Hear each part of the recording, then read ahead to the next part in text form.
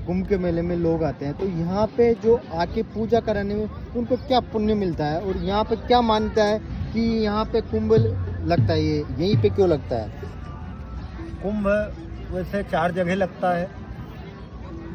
देवासुर संग्राम में जब युद्ध हुआ था तो समुद्र मंथन के समय जो है इसमें कई रत्नें निकली थी, जैसे गऊ है, सोना है, चांदी है, 9 रत्न निकला था। 9 रत्न में एक जो है ये जो है अमृत कलश भी निकला था।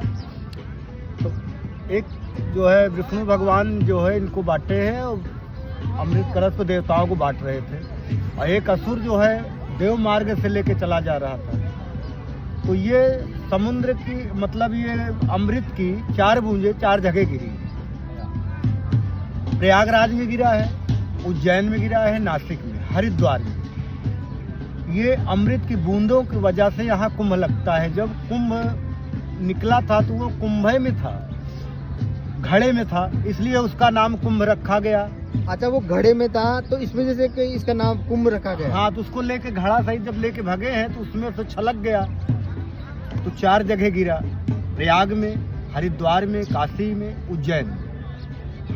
यही इसका मान्यता है। यहाँ नहाने पे लोग, स्नान करने पर गंगा मई, जमुना जी, सरस्वती जी दृश्य हैं। इनका दर्शन करने से, यहाँ दान पुण्य करने से लोगों की मान्यता है, और पुराणों में भी लिखा गया है कि इनको बहुत पुण्य मिलता है।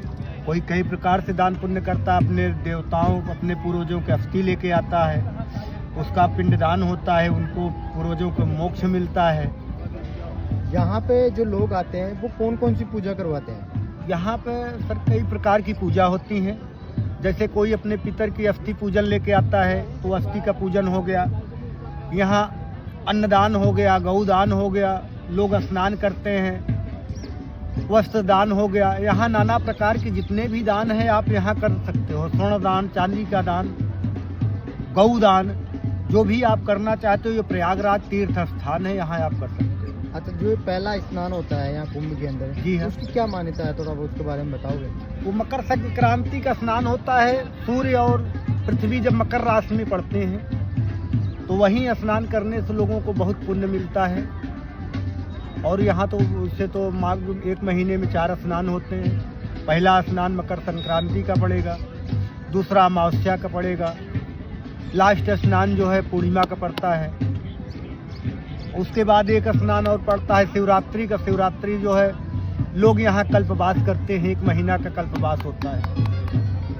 पूसी पूर्णिमा खत्म होगा, पूसी पूर्णिमा के खत्म होने के 1 दिन बाद आदमी आ जाएगा, माघी पूर्णिमा तक रहता है। कोई त्रिजटा नहा के जाता है। 1 महीना का यहाँ कल्पवास होता है। अच्छा, यहाँ पे दुनिया के जितने भी साधु हैं वो स्नान करने के लिए कुंभ मेले में आते हैं? जी हाँ, यहाँ पाते हैं नागा साधु, कई अखाड़ा आते हैं यहाँ पर। ये तीर्थों का राजा प्रयागराज है। ये तीर्थों का राजा प्रयागराज है। सारे तीर्थों में जो है ये प्रयागराज है। यहाँ स्नान, यहाँ जो है गंगा जमुना, सरस्वती जी अदृश्य हैं, उनका जो है मान्य, इसलिए यहाँ लोग आते हैं। अच्छा, यहाँ गंगा जमुना और सरस्वती जी, सरस्वती दिखती नहीं है लेकिन है इसमें, ये अदृश्य है। पहले दिखती थी यहाँ पर। ये भरत जी ने इनको श्राप दिया है। जब राम जी को 14 वर्ष का वनवास हुआ था, भाई मतलब भ्रात प्रेम में भरत जी ने इनको श्राप दिया है कि आप ही के द्वारा जो है हमारे भैया को जो है 14 वर्ष का वनवास हुआ। राजगद्दी तक तो ठीक था, मगर जो वनवास हुआ उसके लिए इन्होंने क्रोधित होकर सरस्वती जी को श्राप दी है कि जाओ, आज के बाद तुम अदृश्य रहोगी, दिखाई नहीं पड़ोगी। प्रत्यक्ष 2 ही नदी हैं। अच्छा, यहाँ पे जो यमुना नदी गंगा में मिलती है और आगे गंगा ही चलती है? हाँ, आगे एक नदियाँ होके ये दिल्ली आगरा से आपकी जमुना जी आती हैं, इधर से गौमुख से कानपुर से होके आती हैं गंगा जी।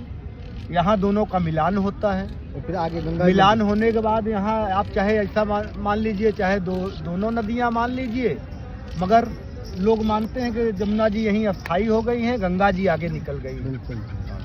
चलो, शुभ नाम आपका महाराज जी? हमारा शुभ नाम भैया राम दुबे है। हमारा निशान है चरण पादुका का झंडा। 12 मास हम लोग यही कथा व्रत पूजा पाठ यही कराते हैं, यहीं पे करा यहीं पे हम लोग करते चलो आपका बहुत बहुत धन्यवाद, आपका ये कीमती समय मैंने दिया और इतनी प्यारी कुंभ के मेले की इतनी प्यारी जानकारी दी। जय गंगा मैया। हैं। जय गंगा मैया।